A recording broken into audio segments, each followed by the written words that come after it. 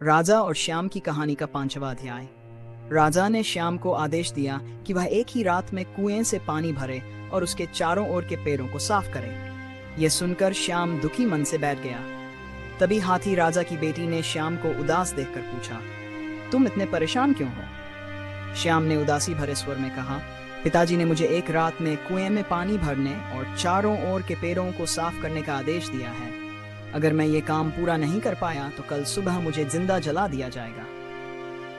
यह सुनकर हाथी राजा की बेटी हंस पड़ी और बोली, बस इतनी सी बात, तुम चिंता मत करो, मैं इसका हल निकाल दूंगी। रात में जब सब लोग सो गए, हाथी राजा की बेटी ने एक चिट्ठी लिखी और अपने छोटे हाथी को दी, जो वह चिट्ठी लेकर सीधे हाथी राजा के पास गया। जब हाथी राजा ने चिट्ठी पढ़ी तो उसने तुरंत दूसरे हाथियों को भेजा।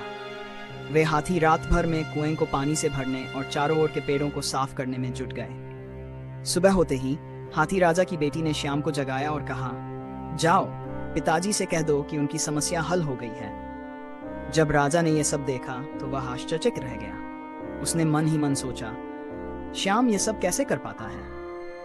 अब राजा ने श्याम को मारने के लिए एक और बड़ी योजना बनाई। उसने श्याम को बुलाकर कहा, श्याम, कल रात तुम्हारे दादाजी ने मुझे सपना दिया कि वे तुम्हें बहुत याद कर रहे हैं। तुम्हें अब उनके पास जाना चाहिए और कल तुम्हें जिंदा जलाया जाएगा। श्याम ने निराश होकर कहा, ठीक है पिताजी, अगर यही बात है तो मैं मरने के लिए तैयार हूं। अब श्याम ने सारी उम्मीदें छोड़ दी और चुपचाप वहां से चला गया। उसकी चारों पत्नियों ने यह बात सुनी और आपस में चर्चा की। उसकी चौथी पत्नी, जो पोथी राजा की बेटी थी, श्याम के पास आई और बोली, तुम उदास मत हो, आज का दिन खुशी से बिताओ, कल क्या होगा मैं देख लूंगी। तुम्हें कुछ नहीं होने दूंगी, यह मेरा वादा है।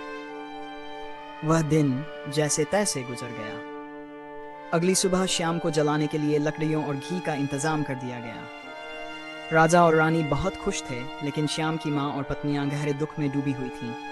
जब सभी तैयारियां पूरी हो गई तो श्याम को लाया गया और उसे जिंदा जला दिया गया।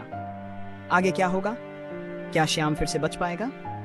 पोथी राजा की बेटी ने वादा किया था कि वह श्याम को कुछ नहीं होने देगी। ये जानने के लिए जुड़े रहिए हमारे साथ।